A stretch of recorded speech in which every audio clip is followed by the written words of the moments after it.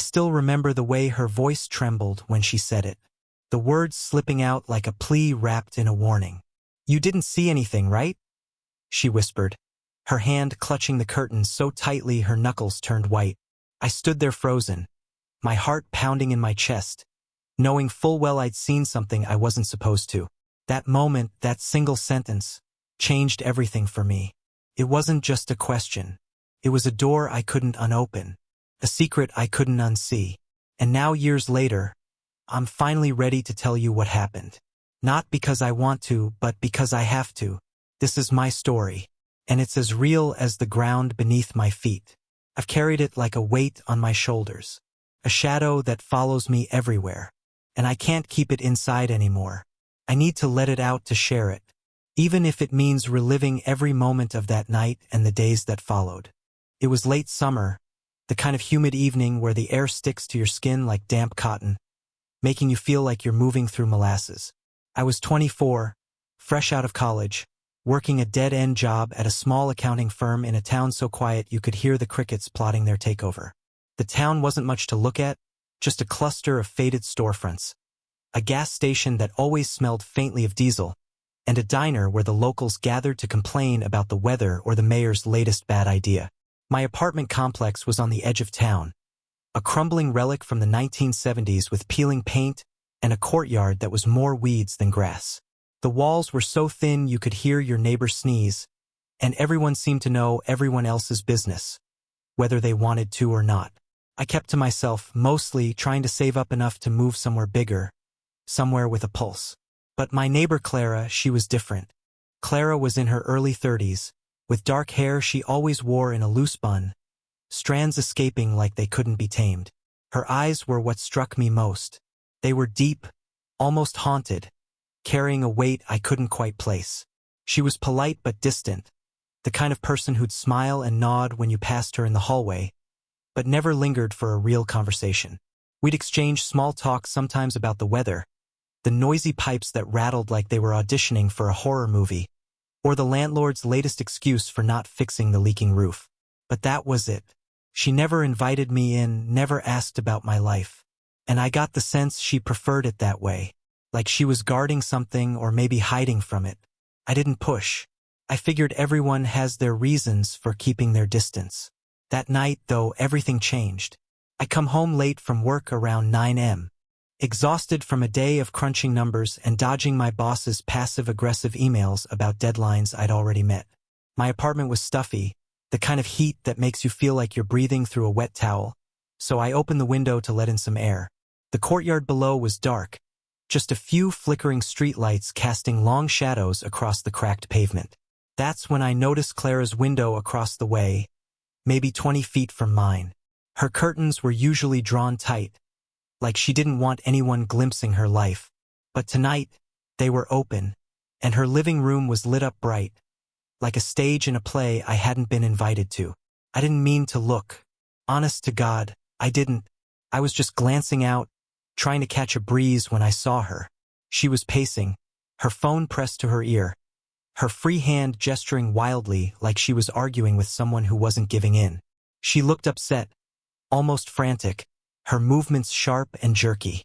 I couldn't hear what she was saying, but her body language screamed tension. I told myself it was none of my business, that I should close my window and go about my night, but I kept watching just for a second longer, drawn in by the intensity of it all. Then I saw him, a man tall, broad, shouldered, standing in her living room. He wasn't facing me, so I couldn't see his face, but I could tell he was angry. His shoulders were squared, his hands clenched into fists at his sides. He wasn't moving, just standing there like a statue radiating menace. Clara was shaking her head, saying something I couldn't hear, her gestures growing more desperate. I felt a knot form in my stomach, a mix of curiosity and unease. Who was this guy? Why was she so upset? I knew I should look away, but it was like my eyes were glued to the scene. Then Clara turned toward the window and our eyes met for a split second. My heart stopped. It was like she'd caught me red-handed, like I've been spying on purpose instead of just stumbling into it. My stomach dropped and I ducked back, pressing myself against the wall, my breath shallow. I told myself she hadn't seen me, that it was too dark in my apartment, that I was imagining the way her gaze had locked onto mine. But then I heard her window slam shut, the sound sharp and final. And when I dared to peek again, the curtains were closed, blocking out the light. My phone buzzed on the counter, making me jump. I grabbed it, my hands trembling, and saw a text from Clara. "Come over now." I sat there staring at the message, my mind racing a mile a minute. Why would she want me to come over? We weren't friends. Not really. We'd never even been inside each other's apartments. I barely knew her beyond those fleeting hallway conversations. But there was something about the way she'd looked at me through the window. Something urgent, almost desperate, that made my chest tighten.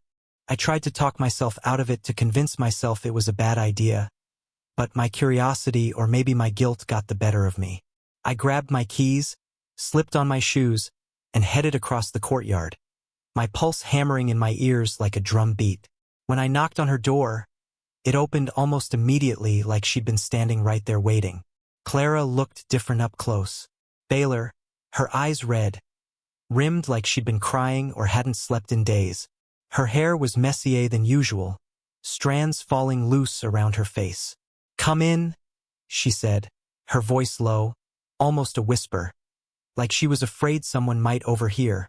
I stepped inside and she closed the door behind me, locking it with a quick flick of her wrist. Her apartment was sparse, almost bare, just a worn-out couch, a coffee table with a chipped edge, and a few cardboard boxes stacked in the corner, like she was always half ready to pack up and leave. The air felt heavy, charged with something I couldn't name, like the aftermath of a storm that hadn't fully passed. "You didn't see anything, right?" she said, turning to face me, her hands twisting the edge of the curtain she'd just closed. Her voice was steady, but there was a tremor beneath it, a crack in her composure. I opened my mouth to answer, but the words caught in my throat. I wanted to say no, to pretend I hadn't seen a thing, to make this moment go away.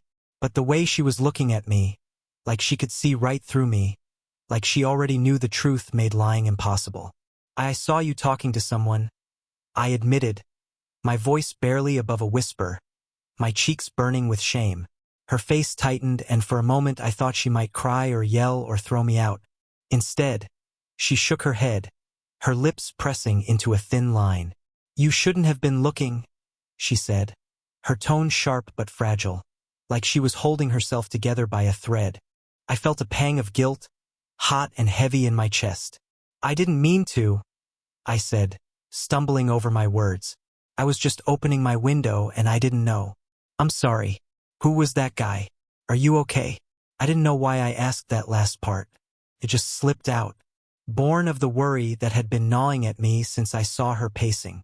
She didn't answer right away. She crossed her arms, pacing a little herself, her sneakers scuffing against the worn carpet. She looked like she was wrestling with something, trying to decide how much to tell me, if anything at all. Finally, she stopped and looked at me, her expression hard but brittle, like glass about to crack. "That was my brother," she said. He's in trouble. And now, because you saw him, you might be too." The words hit me like a punch.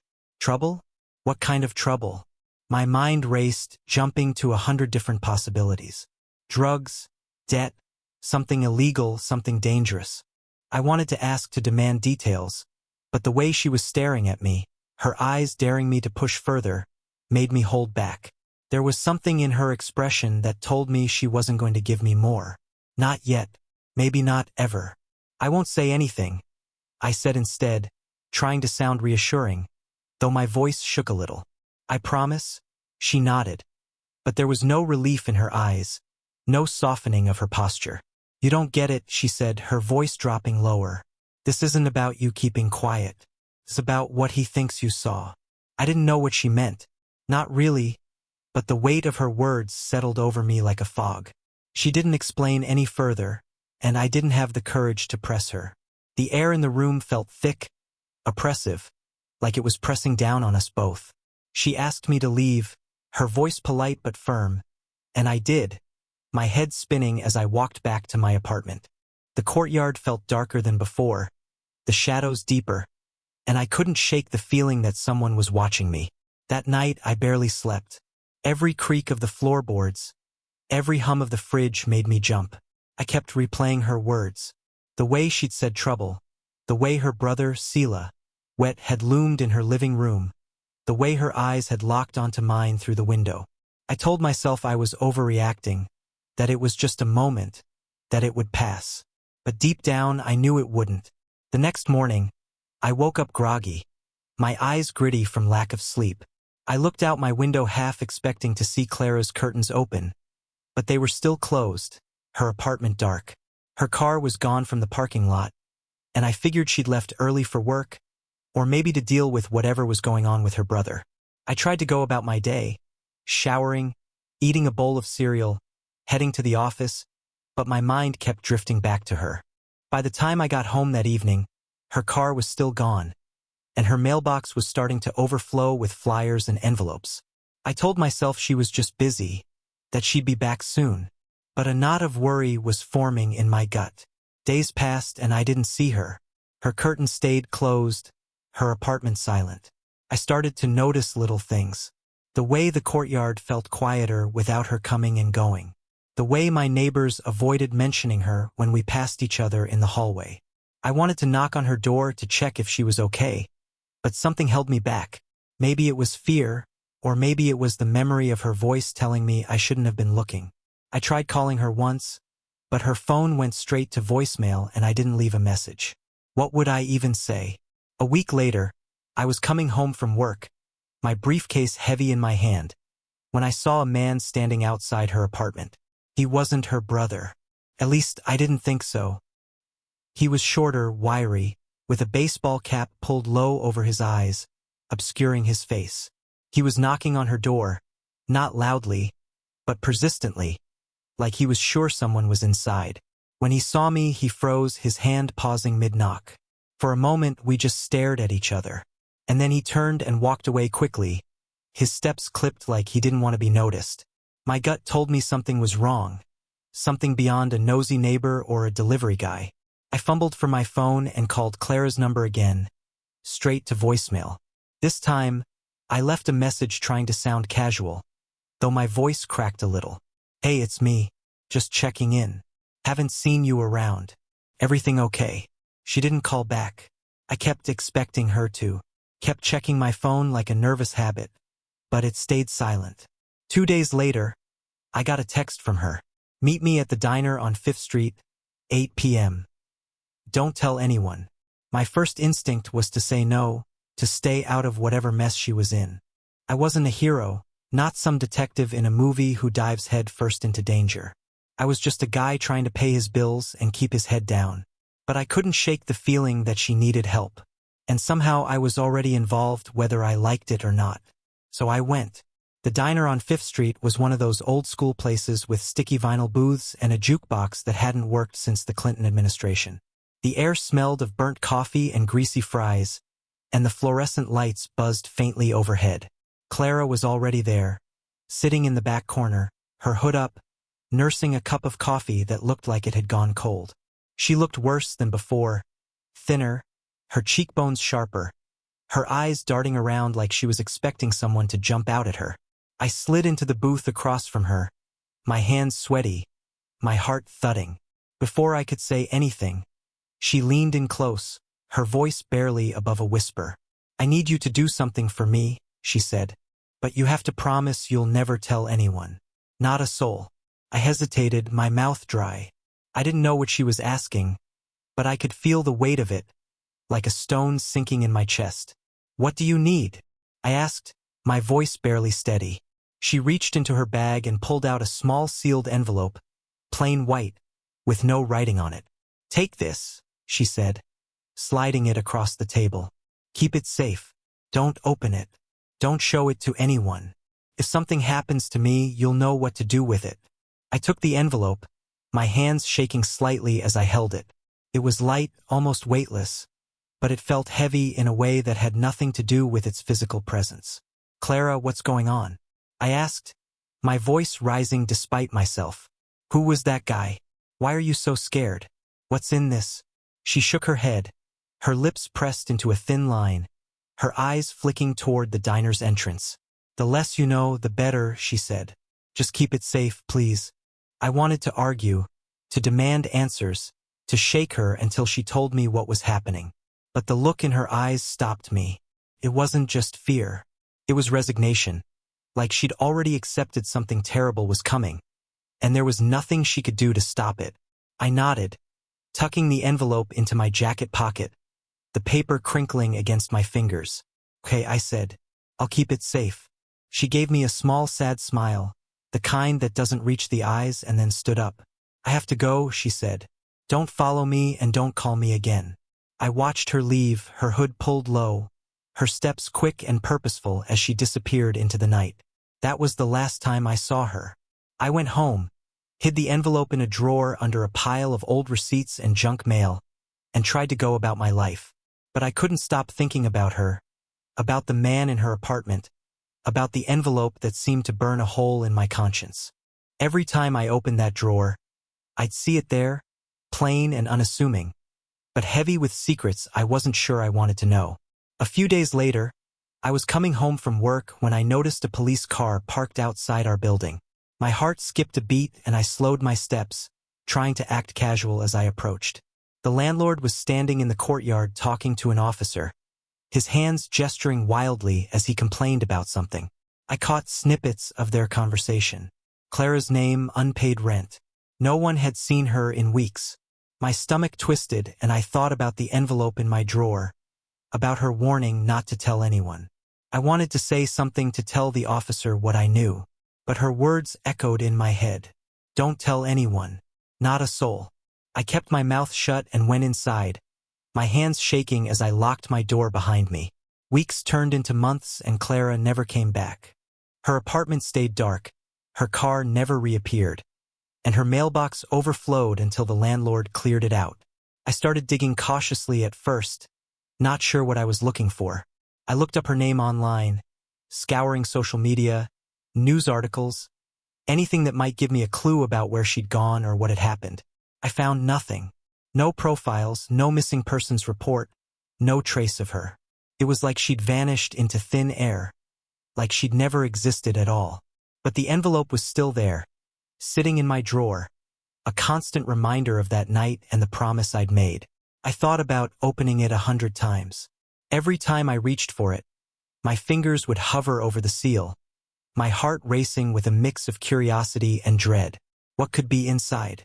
A letter, a photo, something illegal, something dangerous? I told myself I was keeping it closed out of respect for Clara because I'd promised her I would. But deep down, I think I was scared. Scared of what I'd find. Scared of what it would mean. Scared of how much deeper I'd be pulled into whatever she was running from. One night, about 6 months later, I came home from work to find my apartment door slightly ajar. My heart stopped. I knew I'd locked it before I left. I was obsessive about it, especially after everything with Clara. I stood there in the hallway, my keys clutched in my hand, listening for any sound from inside. Nothing, just the hum of the neighbor's TV through the wall. I pushed the door open slowly, my breath shallow, expecting someone to be there waiting for me. But the apartment was empty. Everything looked normal. The dishes in the sink, the pile of laundry on the couch, the stack of bills on the counter. Everything except the drawer where I'd hidden the envelope. It was open just slightly, and the envelope was gone. I felt like the air had been sucked out of the room. I checked the drawer, rifling through the receipts and junk, hoping I just misplaced it. But I knew I hadn't. Someone had been here. Someone who knew exactly what they were looking for. I called the police, my voice shaking as I explained what had happened. They came, took a report, looked around for signs of forced entry. There were none. No broken locks, no gymmed windows, nothing missing except that one small envelope. They wrote it off as a random break. Hin told me to change my locks and be more careful, but I knew better. This wasn't random. Someone had come for that envelope, and they'd known exactly where to find it. I started sleeping with a baseball bat by my bed, checking the locks twice before I went to sleep, jumping at every noise in the night. I stopped talking to my neighbors, stopped trusting anyone. I kept waiting for something else to happen. for someone to show up asking questions, for a knock on my door in the middle of the night, but no one ever came. The days stretched into weeks, then months, then years. Life went on to work bills, the same old routine, but I couldn't shake the feeling that I was being watched, that someone was out there waiting for me to slip up. It's been 3 years now, and I still don't know what happened to Clara. I don't know who her brother was or what kind of trouble he was in. I don't know what was in that envelope or why someone wanted it so badly they'd break into my apartment to get it. I don't know if Clara's out there somewhere safe, starting over, or if something terrible happened to her. I think about it every day, turning it over in my mind like a puzzle I can't solve. I think about her voice, the way she looked at me when she closed the curtain, the way she said, "You didn't see anything, right?" I wish I could go back and tell her I didn't see a thing. I wish I'd never looked out my window that night, but I did. And now I'm left with questions I'll probably never answer.